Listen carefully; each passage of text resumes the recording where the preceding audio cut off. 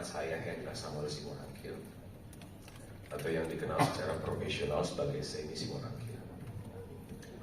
Dengan ini saya ingin menyampaikan pernyataan tertulis dalam kapasitas saya sebagai saksi dari para pemohon untuk memberikan keterangan mengenai praktik, permasalahan, serta ketimpangan hukum yang saya pernah alami sebagai penyanyi profesional pencipta lagu. Saya adalah seorang pelaku pertunjukan yang telah berkarya lebih dari 2 dekade, serta mungkin dikenal publik sebagai, di waktu yang lalu sebagai mantan atau pendiri dan vokalis utama grup musik band Krispati. Saya turut membesarkan nama grup tersebut dan menjadi bagian penting dalam perjalanan berbagai lagu yang sampai saat ini dikenal luas oleh masyarakat. Namun saya secara pribadi telah mengalami bentuk ketidakpastian hukum yang sangat meresahkan dan membuat tidak nyaman, yang membuat saya kehilangan rasa aman dalam menjalankan profesi saya sebagai penyanyi. Jauh sebelum ada masalah ini berlangsung, pada awal perjalanan saya sebagai penyanyi solo, setelah saya dikeluarkan secara sepihak dan tidak lagi menjadi bagian dari grup band musik Krispati, saya pernah dilarang secara lisan untuk menyanyikan lagu-lagu Krispati, kecuali jika saya membayar 5 juta per lagu. Larangan ini disampaikan oleh pihak band Krispati yang saya duga kuat dilakukan atas permintaan saudara Badai sebagai pencipta utama lagu-lagu tersebut. Situasi ini semakin rumit ketika saudara Badai sendiri keluar dari band Krispati. Setelah tidak lagi menjadi bagian dari grup, saudara Badai justru melayangkan somasi kepada band Krispati. Dan secara terbuka melalui media sosial dan pemberitaan nasional menyatakan larangan terhadap Krispati dan juga saya secara pribadi untuk menyanyikan lagu-lagu ciptaannya.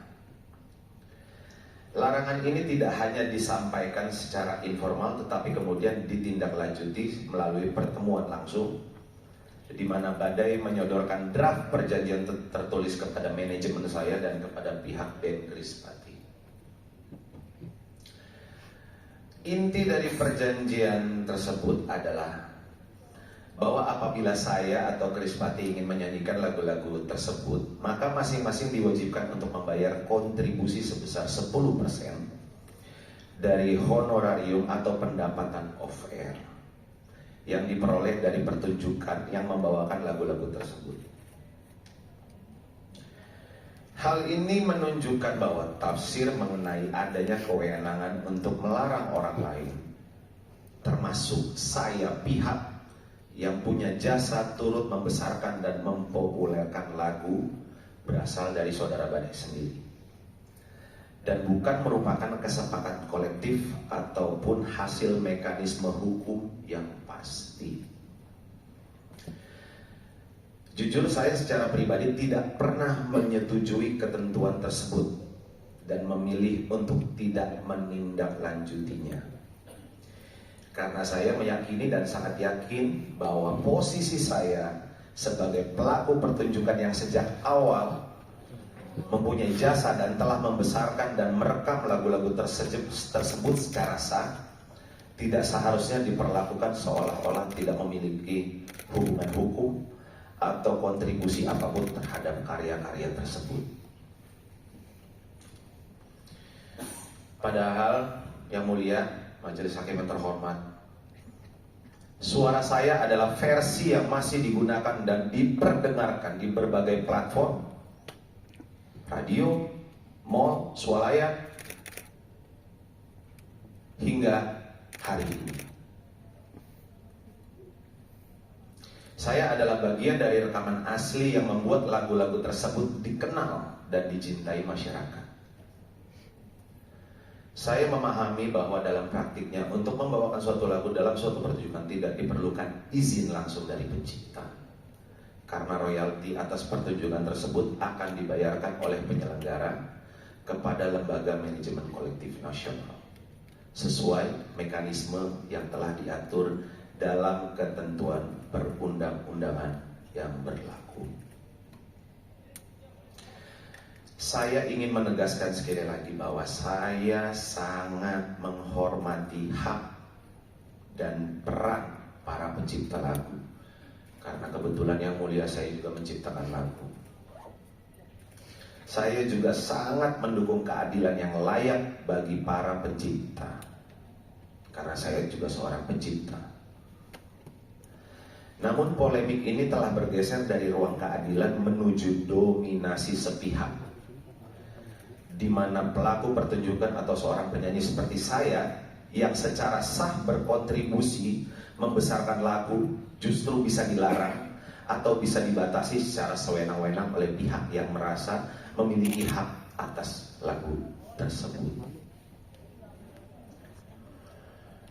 Kami para penyanyi sangat menyadari dan sangat-sangat mengakui bahwa keberhasilan kami, karir kami dalam dikenal luas oleh masyarakat tentu tidak lepas dari kekuatan lagu yang kami bawakan, lagu yang diciptakan dengan sepenuh hati oleh para pencipta. Itu harus kami akui. Namun dengan munculnya berbagai persoalan hukum seperti yang banyak teman-teman alami, saya merasa seolah-olah peran dan jasa kami sebagai penyanyi dalam membesarkan lagu dari nol hingga diakui dan dikenal banyak masyarakat sama sekali seperti tidak diakui jasa kami. Lagu yang kami hidupkan melalui suara, emosi, kini menjadi sumber ancaman hukum. Seolah-olah kontribusi kami tidak pernah ada. Padahal tanpa kami yang menyanyikan dan mempopulerkannya, lagu-lagu itu mungkin tidak akan pernah mencapai hati publik sebagaimana yang terjadi hari ini. Jangan berpendapat, itu kan kesimpulan saudara. Kalau saksi hanya yang dialami. Ya. Bisa saya teruskan yang mulia? Bisa, tapi waktunya tinggal 2 menit. Saya tidak bisa membayangkan sebagai orang yang turut membesarkan grup musik dan karya-karyanya, saya justru dilarang membawakan lagu-lagu tersebut karena kesenjangan atau permasalahan pribadi antar perorangan. Permasalahan ini kemudian digiring ke ruang publik, di mana pihak-pihak tertentu menggaungkan bahwa untuk membawakan dan pertunjukan lagu harus ada izin langsung dari pencipta. Hal ini tentunya sangat tidak adil, terutama bagi pelaku pertunjukan di seluruh Indonesia yang bahkan tidak memiliki hubungan atau akses langsung terhadap pencipta lagu tersebut. Padahal saya sendiri yang mulia, yang juga merupakan pencipta lagu, justru sangat merasa bangga dan terhormat apabila lagu saya dinyanyikan oleh orang lain, termasuk oleh masyarakat luas hingga berbagai daerah di Indonesia.